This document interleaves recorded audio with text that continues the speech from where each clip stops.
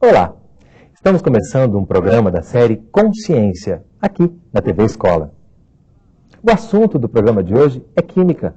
Vamos debater o que as escolas estão fazendo para estimular os alunos e despertar curiosidade para a ciência, através de experiências práticas do dia a dia.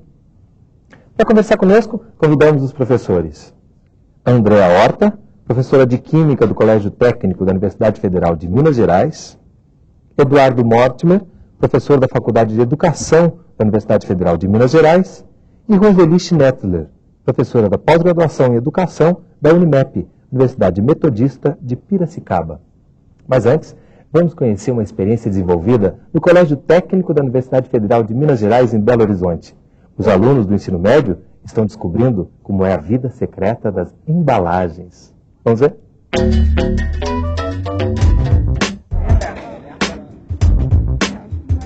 Quantos saquinhos destes você consome sem nunca se perguntar? Como são feitas as embalagens de chips e o que acontece com elas quando vão para o lixo? Mas que importância tem isso afinal? Muita! O trajeto desses saquinhos, antes e depois de serem exibidos nas prateleiras dos supermercados, é o que a ciência chama hoje de análise do ciclo de vida de um produto. Uma importante ferramenta de gestão ambiental.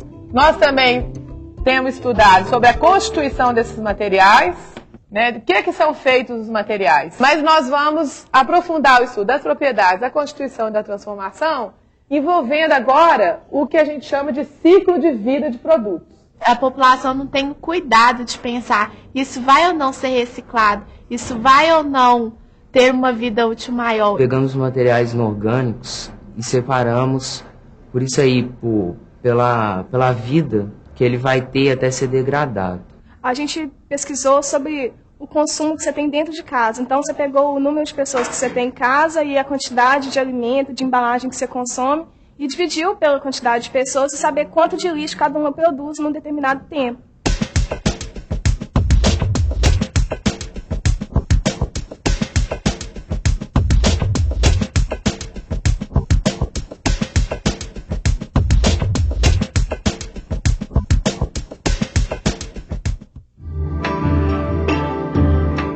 Segundo os parâmetros curriculares nacionais para o ensino médio, o aprendizado de química deve possibilitar ao aluno a compreensão tanto dos processos químicos em si, quanto a construção de um conhecimento científico em estreita relação com as aplicações tecnológicas e suas implicações ambientais, sociais, políticas e econômicas. Só que, de um modo geral, as escolas ainda adotam currículos tradicionais. Os alunos são bombardeados com um grande número de conceitos e aprendem quase que exclusivamente os aspectos formais da disciplina. A maioria não compreende o que deveria aprender e não sabe como esses conhecimentos podem ser aplicados na vida prática. Fórmula. Não, um monte de fórmula e complexos. Muito difícil, muita fórmula. Eu tenho a relação, assim, meio ruim com química depois que eu tomei bomba no primeiro ano. Eu acho que o professor ele tem a função de tornar a matéria atrativa. E um professor bom, ele consegue fazer interessar por aquilo. No Colégio Técnico da Universidade Federal de Minas Gerais, os professores de Química desenvolvem uma metodologia de ensino que procura ir além de simplesmente ampliar o conhecimento dos alunos sobre os fenômenos. A química sempre tem essa tensão aí entre o que você não enxerga, que é o microscópico, e aquilo que a gente enxerga, que são os fenômenos, né? Então a gente fica sempre tentando trabalhar nesses dois lados. O ciclo de vida de produtos, ele vai focalizar um produto que seja do interesse dos alunos, né? Então, por exemplo, você pode escolher uma embalagem de chips, ou pode escolher um papel higiênico, ou pode escolher uma garrafa PET. É um trabalho que propicia ao estudante escolher, né, destacar do seu mundo o que é que ele tem interesse em estudar.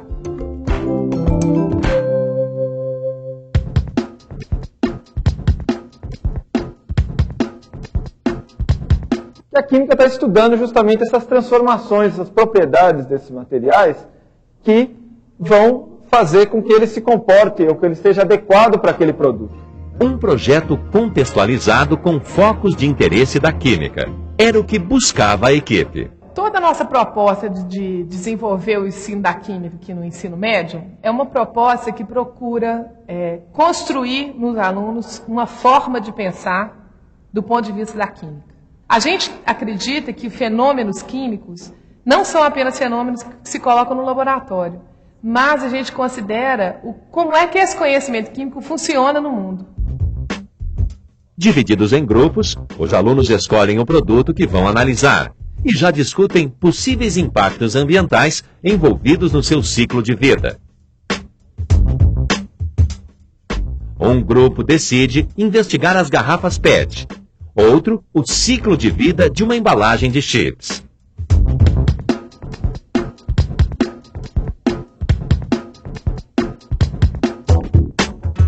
O primeiro passo do trabalho é a pesquisa.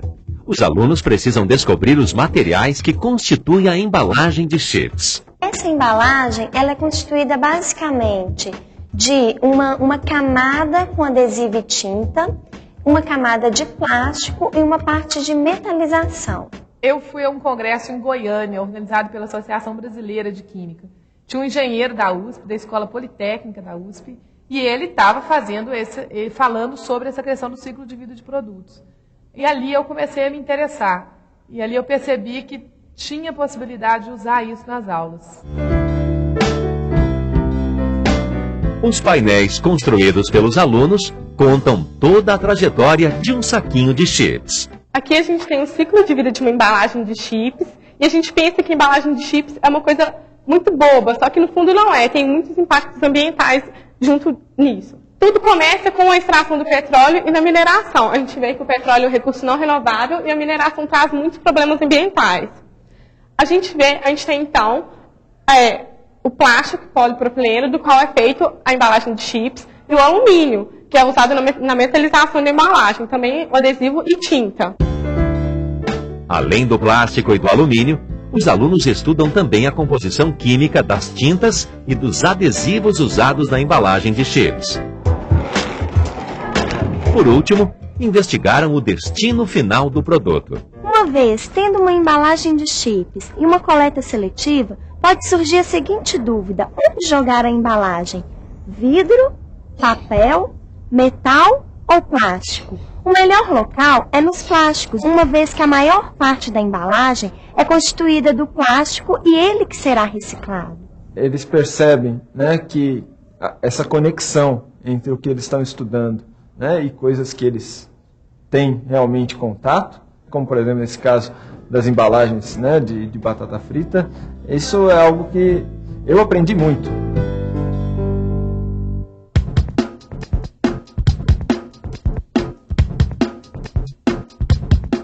Bom, gente, então aqui agora nós vamos estar montando, né, os modelos moleculares a partir de garrafas PET, né?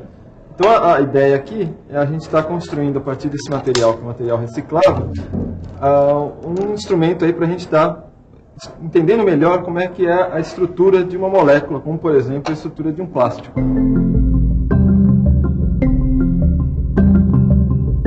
A gente estava construindo uma exposição no Museu de História Natural, e a gente escolheu como tema a questão da reciclagem. E discutindo isso daí, veio para a gente a ideia de fazer uma estrutura da molécula de PET feita de PET. Isso aqui nós estamos vendo é um modelo estrutural de uma molécula de propileno. A partir daquela fórmula CH2, CH3, nós temos a correspondência neste modelo, que seria o CH2, o CH junto com o CH3, que seria o átomo preto seria o carbono e o átomo branco seria o hidrogênio. Pelo um processo chama processo de polimerização, que junta muitas dessas moléculas, nós formamos então o plástico, que seria esse daqui, que seria o polipropileno, que vai ser usado para a fabricação posterior da embalagem de chips, de salgadinho. Depois de pronta, a molécula gigante foi exibida no Encontro Anual de Ciências, e hoje faz parte do acervo do Museu de História Natural e Jardim Botânico da Universidade Federal de Minas Gerais.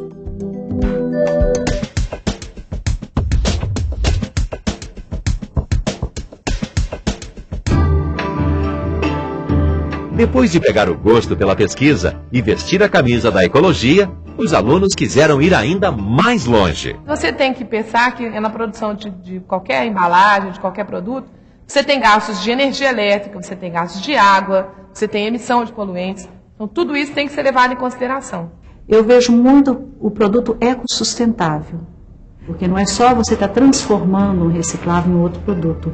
Quem está fazendo, pessoas que integram a sociedade, pessoas que realmente contribuem para a sociedade, que eram vistos simplesmente como, assim, acho que nem eram vistos, né? Ecodesign é uma área de design que trabalha com propostas que ecologicamente sejam mais razoáveis, de maneira que você possa pensar uma embalagem que tenha as propriedades desejáveis, mas que ela seja não só produzida de uma maneira ecologicamente correta, mas como ela tem um destino, de preferência entrando no ciclo novamente.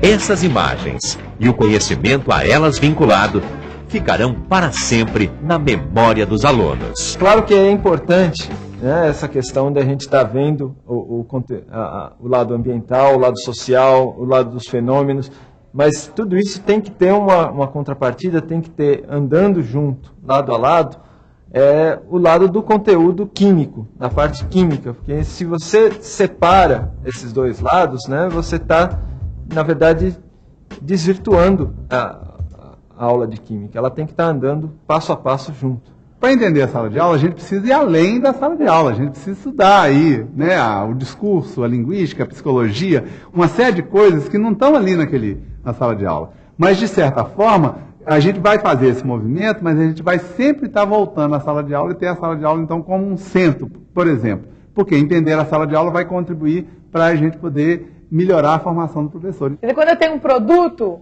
esse produto ele tem uma determinada origem, ele vira o produto e ele termina o ciclo dele. São várias maneiras possíveis. Ela tem a fama de ser brava, de ser rígida. Eu acho que assim, aqui no colégio, o colégio é uma escola viva. Ela quer fazer a gente aprender, entendeu? Ela não preocupa só em dar a matéria. Os meninos gostam daqui e dão empenho. A gente também tem essa relação com a escola. E se eu sei muito bem química,